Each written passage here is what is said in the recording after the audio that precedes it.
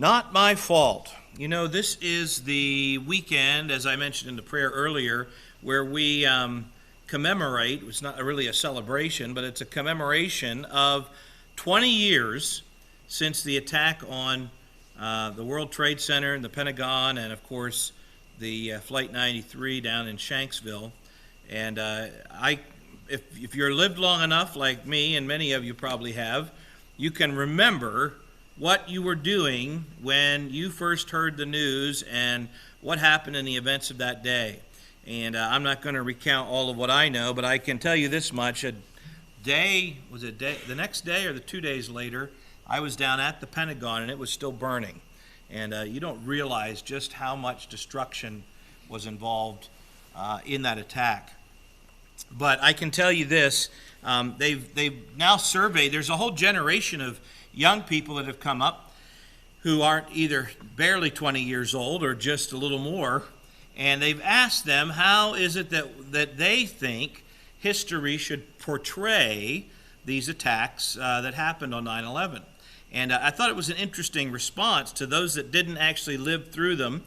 The two main ideas after surveying, I don't know how big of a pool of young people they surveyed, the two big thoughts that came out of it was this: you need to reduce how many of the gory and ugly and bloody details that are involved in the story, and you need to reduce or eliminate trying to place blame or put fault on some terrorist group for doing it. We can talk about the fact that these buildings fell down, these attacks happened, but don't tell us about all of the terrible lives that were lost and the terrible tragedy that happened, and also don't try to place blame on anyone. These were the two main thoughts that came out of our younger generation. I just heard that this week on the news. And I can tell you, unfortunately, that is a lot of times the mindset. We want to reduce the impact of an event that occurred in the past on our own lives today.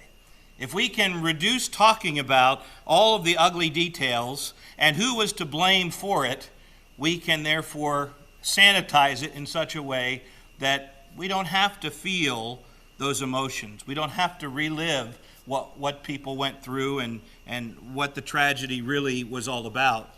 And I think, we can shake our heads, and for me, I can't even wrap my head around that kind of philosophy or that kind of mindset. But I can tell you this much: time and time again as Christians, we find ourselves doing the same thing in the account of what Jesus did for us. A lot of times we like to talk about, well, Jesus died on the cross and rose again, and we talk about all that Jesus is for us today. We like to talk about all of the things, he's there at the right hand. We like to talk about all of these positive aspects, and a lot of times in the process, sometimes we either minimize or eliminate the great tragedy that occurred when Jesus took the punishment for all of mankind. And that's really smack dab in the passage that we are leading up to today. Of course, we're not to the crucifixion yet, but we're at all of the pain and suffering that took place in the hours before he was actually nailed to this cross. And that's where John recounts for us something I think that's very interesting, because 3 times in this passage you say, what is the focus? Anytime you're uncovering a passage and trying to understand what it means, you have to ask yourself, what is the focus? Who is the focal point? And what is the main point that's being tried to be brought out by the author? And of course, when you go through a passage like this, a lot of times we focus on the suffering, but he keeps bringing back up in repetitive detail something that we may have missed, and that is what Pilate's reaction was all throughout this process. 3 times in the course of this account do we hear Pilate coming out and saying, this is not my fault, in one word or another. Yes, he's being scourged, but it's not my fault. Yes, it's all going to happen, but it's really not on me. Don't blame me. It's on you folks if this is what's going to happen. And even here in verse 6 that we just read, he says, I find no fault in him. He's blameless in my book, but nonetheless, Jesus was still brought through this terrible punishment. And so I want us to look this morning at just three different parts of the process and three different ways in which Jesus was punished and the reaction to it. And so we're going to look at this, and the first is simply verse 1. Of course, he's already been presented to the end of chapter 18. We talked about that last week. Pilate had tried to free Barabbas. He had tried to make the exchange so that Jesus could go free, and they said they'd rather have this criminal walking amongst them than to have the Son of God. And so Pilate was put in this position now of what to do with Jesus. He was now not really guilty of any Roman crime that was guilty of death, but yet he had this angry mob in front of him. Yet he had these people that were overly excited, these people that were ready to just, cause a lot of trouble for him. And really, as a Roman ruler, he was there to keep the peace. He was there to make sure the angry mobs never got ahead of what the Romans were able to manage. And so this was part of trying to deal with that. And so it says in verse 19, therefore, it says, Pilate took Jesus and scourged him. Scourged him. Now, that's not a word that we use a lot today, but a scourge in Roman times, as we might even be able to picture it. Maybe you've seen some videos or movies or whatnot of the crucifixion, and you've seen what kind of instruments they used to torture and punish Jesus. Well, the scourge was simply a short type of whip. It had a hard handle on it, and it had many like leather cords or strings that were attached to it. And at the end of each one of those cords was usually affixed a sharp piece of metal or glass or even stone.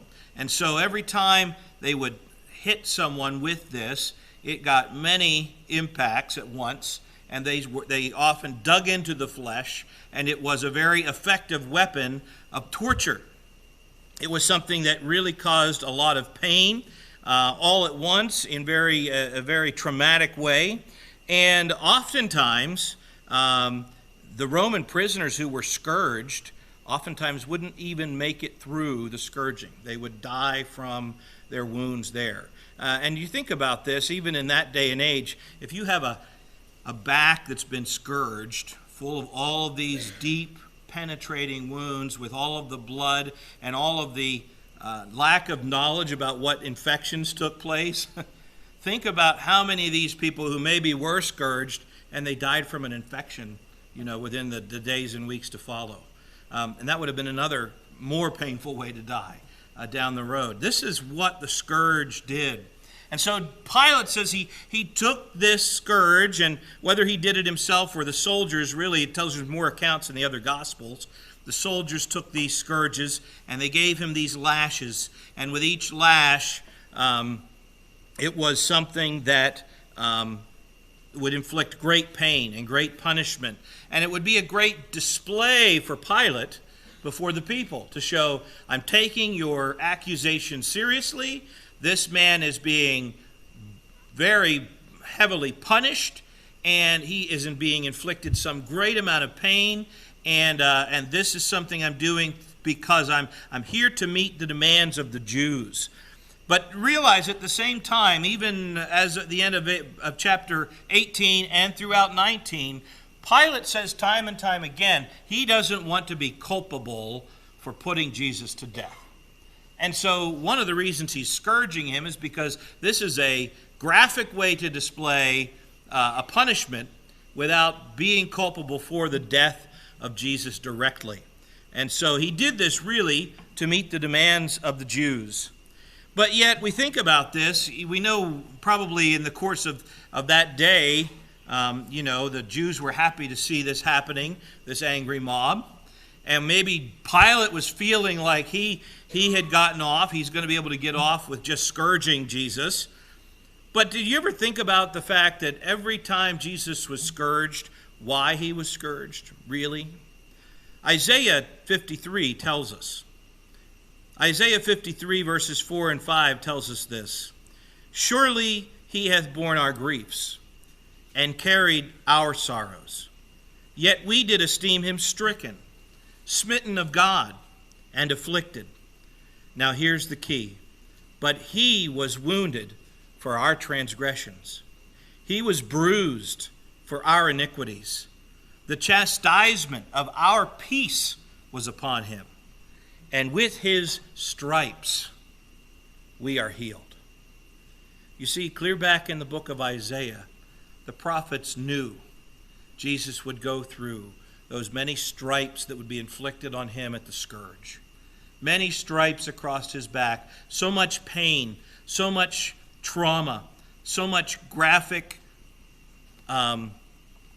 shock to your body. And yet, what does he say? It wasn't Pilate's fault. It wasn't really the Jews' fault. It was our fault. It was the fault of our sins. It was the fault of the sins of mankind. It was mine. It was yours. And in that way, yes, it was the fault of the Jews. It was the fault of Pilate, because the fact is, all of mankind is guilty before God. We all stand before him as sinful creatures, unholy, unable to do anything to attain a relationship with God. And so Isaiah says he came to be smitten of God. He came to be wounded for our transgressions, to be bruised for our iniquities. I don't know how much often we take the time to wrap our hands around the fact that every stripe that Jesus got, we deserved.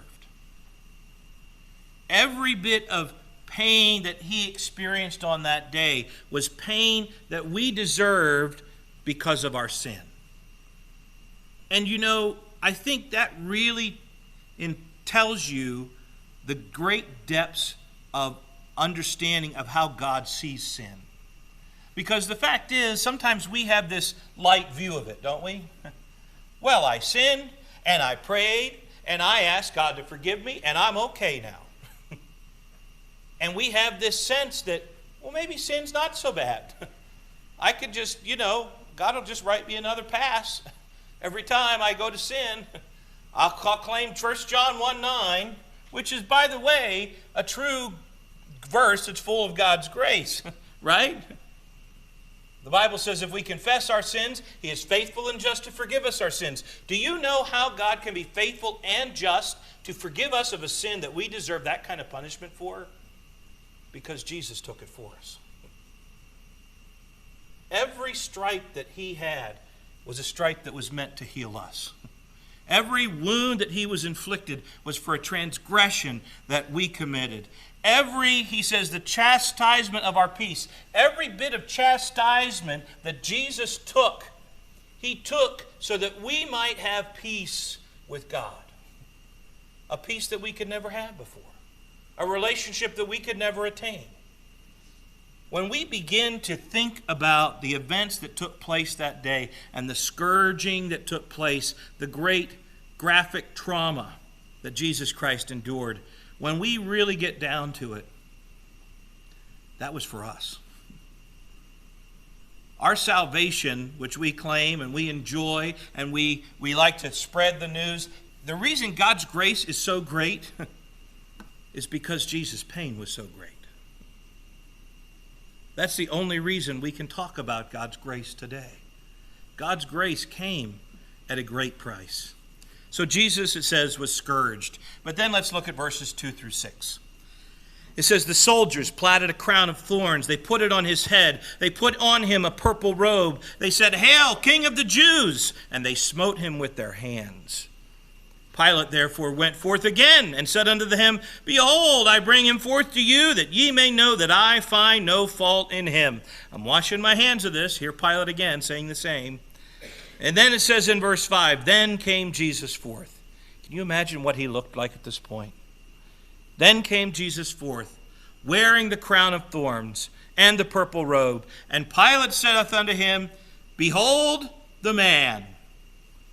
When the chief priests, therefore, and officers saw him, they cried out, saying, "Crucify him, crucify him." And Pilate said unto them, "Take ye him and crucify him, for I find no fault in him." You see, Pilate, again, he's just trying to appease the crowd. He had done his part. He allowed the soldiers then to put these identifications on him to mock him for what his charge was. He was charged of being king of the Jews. So they put this crown of thorns on him, something that, by the way, these aren't just, from a blackberry bush. They're bad enough if you ever pick blackberries. No, these were some deep, sharp thorns that would have penetrated deep into his flesh around his head. They put on this purple robe, purple, of course, being a symbol of royalty, but not because they thought he deserved it, but because this was a great way to put a big show on. And so they said, "Hail, King of the Jews," and they smote him with their hands. And even when Pilate comes out, even though he's not putting him to death, what is he saying with these words? "Behold the man." He's ultimately saying, look, we've beat him to a pulp. We've made a great fun of him. We've dressed him up like a big clown. We have put him in front of you all in this shameful humiliation. He's been publicly humiliated.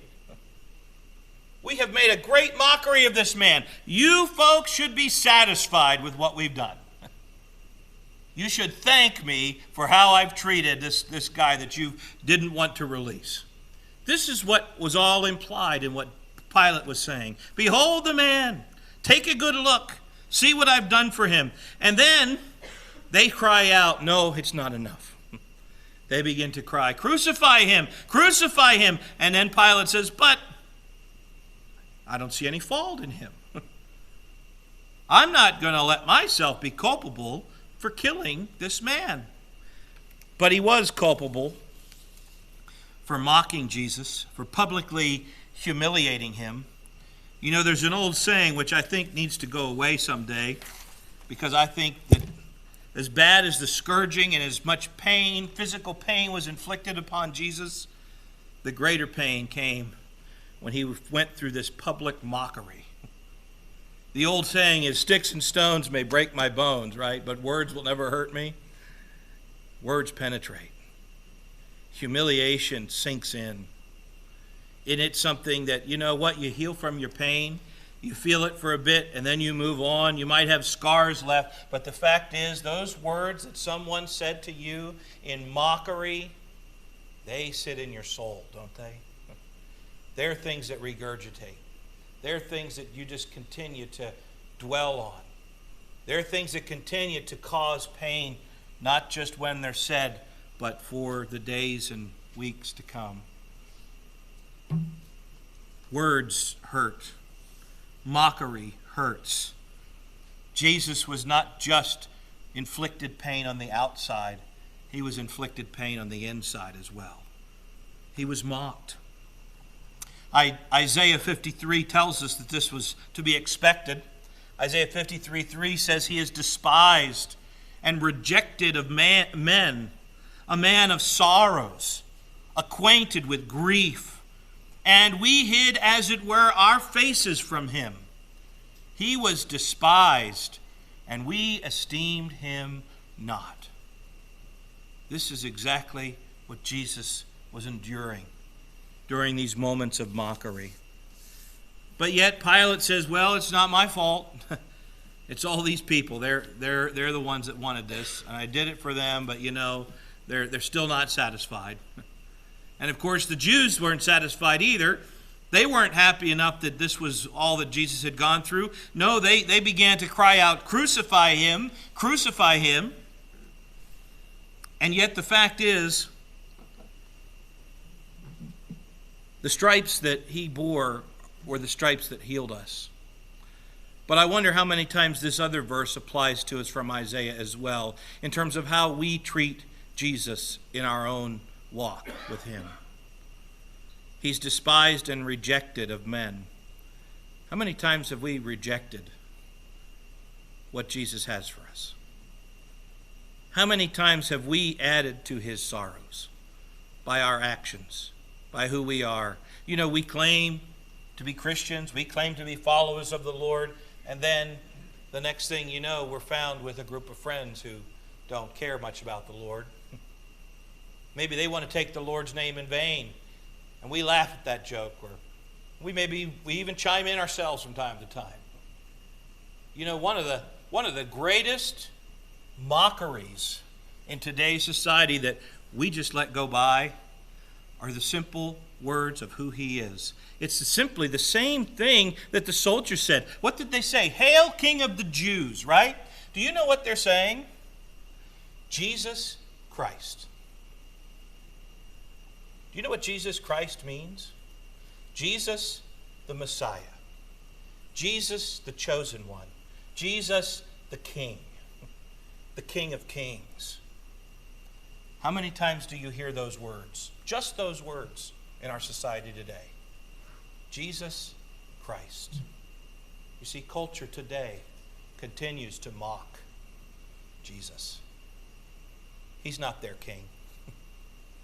They use these words in the course of a whole string of slang or cuss words or whatever it happens to be. Whenever they hit their thumb with a hammer or whenever things don't go their way, they begin with Jesus Christ. Same words that the very soldiers said when they put that crown of thorns upon his head. You see, sometimes we are so engaged in mocking Jesus in our lifestyle and even with our words today, we're not even in tune to it. We can get disengaged too quickly sometimes. So Jesus was scourged, Jesus was mocked, and the third is really the end of the passage from verses 7 to 15. Jesus' authority was denied. Jesus' authority was denied. Let's look at verse 7. The Jews answered him, "We have a law, and by our law he ought to die, because he made himself the Son of God." Now, I just want to stop here because I think there's some interesting points along the way that we need to draw out of here. What did they just get done crying? Crucify him. Was crucifixion something that was found in the law of God? Do you see crucifixion mentioned one time in the Old Testament? No, not once. But yet, this was the quick punishment they were ready to call out for Jesus. Crucify him. You know why? Because our law says, now all of a sudden they care about their law. Our law says we ought to die because he made himself the Son of God. Do you know their law didn't say he should be crucified? Their law said he should be stoned. If he really was a blasphemer, if he really was someone who claimed to be someone he wasn't, of course Christ was who he claimed to be, but if he was, he should have been stoned. They should have said, "Pilate, we want to stone him." But instead they said, "Pilate, we want you to take the most horrendous and heinous invention by the Roman Empire that's ever come upon mankind, the most painful and torturous way to die. We want you to inflict that upon him. Because this is our law that we're trying to uphold." What hypocrites. Anyway, we have to keep moving. And so it says in verse 9, they went again into the judgment hall, Pilate and Jesus. And he says to him, "Whence art thou?" We missed verse 8. Pilate says, when he heard that, saying he was more afraid. What was he afraid of? Well, I think really what he was afraid of is, and we see this in verse 9, exactly who was he dealing with? I think Pilate had some questions to begin with. Of course, Jesus didn't answer Pilate's questions. Pilate had some real questions about who Jesus was. And it says, when they said he claims to be the Son of God, Pilate says, well, I better bring him in and check this out, because that kind of struck some fear into him, it says. And so it says, he says to Jesus in verse 9, "Whence art thou?" To translate into modern vernacular, where are you from? Where do you come from? You know, he doesn't ask Jesus who he claims to be. He doesn't ask any of these things that, he knows he's from Galilee. He had already tried to pass him off to King Herod to be tried, and he wouldn't take him because he said, "No, we're sending you back." But the fact is, he says to Jesus, "Where are you from?" Really what he's asking Jesus is, are you really from up above? Are you really from heaven somewhere? Are you really some son of God? This is what he was asking. But it says Jesus gave him no answer. And then it says in verse 10, he kind of gets upset. Pilate says unto him, Speakest thou not unto me? Knowest thou not that I have power to crucify thee and have power to release thee? And Jesus answers the only way only Jesus could in his great wisdom.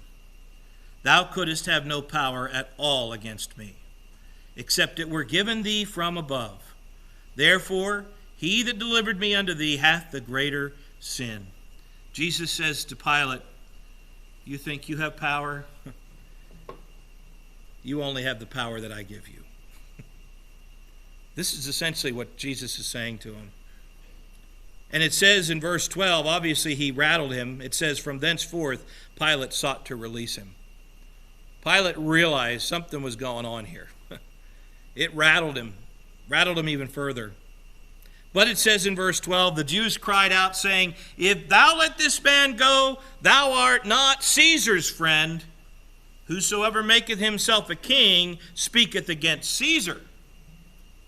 So they upped the ante a little bit. It went from, I dare you, to I double dare you. Now it's, I'm double dog daring you. This is what they're saying to Pilate, right? This is, Pilate, you think that, you got an angry mob on your hands? Wait till we go and tell Caesar that you are who you say you are. Do you know most of these Roman rulers got their jobs because they knew somebody, or they were friends with somebody, or they had some political connections? Boy, it sounds a lot like our society, doesn't it? And so, Pilate was in with the right group. He had to make sure he had this affinity with Caesar. Caesar was the guy who could make or break his leadership here, his governorship. And he didn't want a bunch of angry Jews going down and telling Caesar that maybe he wasn't loyal, or maybe he was letting guys go that shouldn't be let go. And so what does he do? He realizes, hey, the power of Caesar is what I've got to listen to. And so it says in verse 13, Pilate therefore heard that saying. He heard what they were saying. He read between the lines. He saw the writing on the wall. He knew that if he let Jesus go, it wasn't going to end well for him. And so what does he do? He brought Jesus forth. He sat down in the judgment seat in a place that's called the Pavement, but in the Hebrew, Gabbatha, and it was the preparation of the Passover, about the 6th hour. And he said unto the Jews, Behold your king. But they cried out, Away with him, crucify him. And Pilate said unto them, Shall I crucify your king? And the priest answered, We have no king but Caesar. Do you hear whose mouths these words are coming from? These are the chief priests of Israel. What is the very first and greatest commandment? There is one God. Him alone shalt thou serve. Right?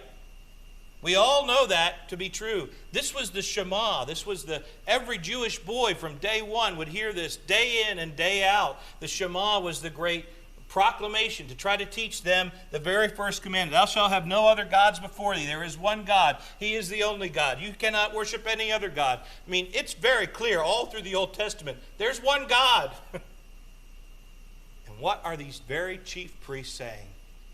We have no other king but Caesar. He's our God. He's our authority. He's the one we respect. He's the one we obey. He's the one that we will serve. And so they appeal to the greatest power they knew at the time, the power of Caesar, to put Jesus to death. And they rejected the greatest power that they would ever see before them, the greatest authority that was there to save them. But I will say this much. At least they were honest about it. At least they were honest about who they were really serving. It was really, their hearts were revealed. We knew all along, Jesus had told them all along, you're a bunch of hypocrites. He told them all along, you aren't really doing what you're saying you're doing. But where is it? It all comes out here at this critical moment. They reveal their true heart, and that is, we're not really here to serve God. We've got the robes on. We've got the jobs. We've got all of the accoutrements to keep doing God's work. But you know what? Really, we're here to serve Caesar. Caesar keeps us in power just like he kept Pilate in power. We can't even dig into that. But the fact is, there was a lot of politics involved in the Sanhedrin as well. And a lot of their authority was invested in them from the Roman authorities. And so there was a declaration made. And I guess as we close this morning, I just have the question for us. How often do we deny the authority of Jesus Christ in our life? Are we any different than the Pharisees? Do we have all of the accoutrements on? Do we go through all the motions? Do we have the religion? And we have the, whatever it is, the walk that we want to represent ourselves as something. But on the inside, is he really who you're serving? Or if you were honest, would you really say, I'm really serving myself? Or I'm serving my family? Or I'm serving the world? Or I'm serving whatever it is, the lust that I have? The fact is, there's many, many of us, if we were honest with ourselves, would say Jesus is not truly the king in our life. And so, we continue to go through and we deny Jesus' authority just like they did. We may not have been part of the crowd that day, but we're still involved in mocking him in various ways in our life. And even though we may have benefited from every stripe and lash that he received, we continue to live in ways that continue to inflict pain on him. We need to evaluate ourselves. Let's not whitewash what Jesus has done, and let's see ourselves in the crowd and identify those areas where God has maybe some changes of heart that he wants in us. Because he wants to be king of our life. He wants the respect of our actions and our words, and he wants to know that those stripes that he took for us weren't in vain. Let's respect, live for him, and learn from this story this morning.